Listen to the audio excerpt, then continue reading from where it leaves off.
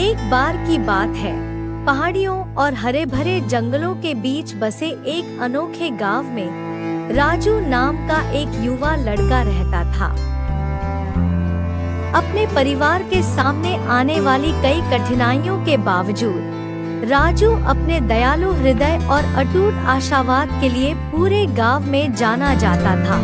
राजू अपनी विधवा मां श्रीमती शर्मा के साथ रहता था, जो अपने बेटे का भरण पोषण करने के लिए बुनकर के रूप में अथक परिश्रम करती थी।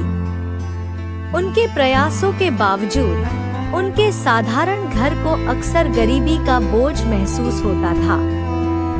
हालांकि राजू ने कभी शिकायत नहीं की। वह कड़ी मेहनत और दृढ़ता की शक्ति में विश्वास करते थे और उनके चेहरे पर हमेशा एक उज्जवल मुस्कान रहती थी।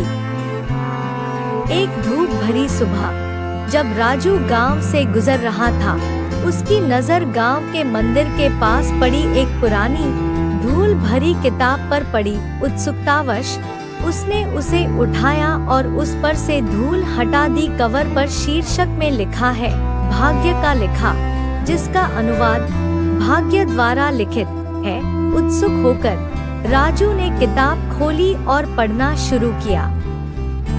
पन्ने विभिन्न परीक्षणों और कठिनाइयों का सामना कर रहे लोगों की कहानियों से भरे हुए थे, जिनमें से प्रत्येक में भाग्य और किसी की पसंद की शक्ति के बारे में एक सबक था। जैसे जैसे राजू किताब में गहराई से उतरता गया, उसे अर्जुन नाम के एक युवा राजकुमार के बारे में एक कहानी मिली, जो एक शाही परिवार में पैदा हुआ था, लेकिन भाग्य के क्रूर मोड़ के कारण सब कुछ खो गया। अपनी कठिनाइयों के बावजूद अर्जुन लचीला बना रहा और अंततः जरूरतमंदों की मदद करके खुशी पाई। कहानी से प्रेरित होकर राजू ने भाग्य का सही अर्थ और यह किसी के जीवन को कैसे आकार देता है, इसकी खोज के लिए एक यात्रा शुरू करने का फैसला किया। उन्होंने अपनी मां को अलविदा कहा और भाग्य का लिखा से सीखे गए सबक के अलावा कुछ भी नहीं लेकर दुनिया में चले गए। रास्ते में राजू को जीवन के सभी क्षेत्रों के लोगों का सामना करना पड़ा।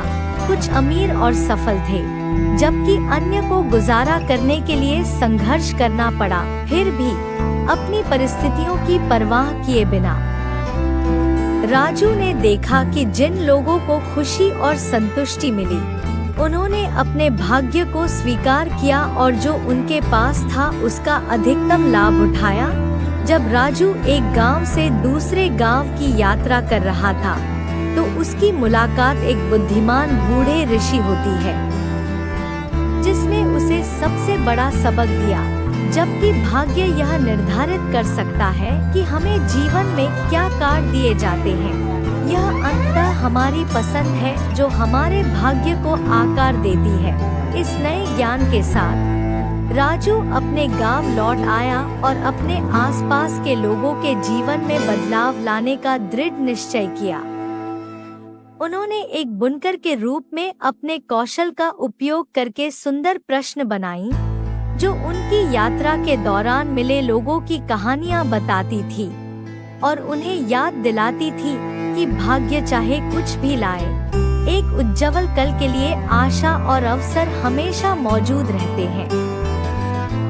राजू की बात दूर दूर तक फैल गई और जल्द ही पड़ोसी गांवों से लोग उसके काम की प्रशंसा करने और उसकी साहसिक कहानियों को सुनने आए।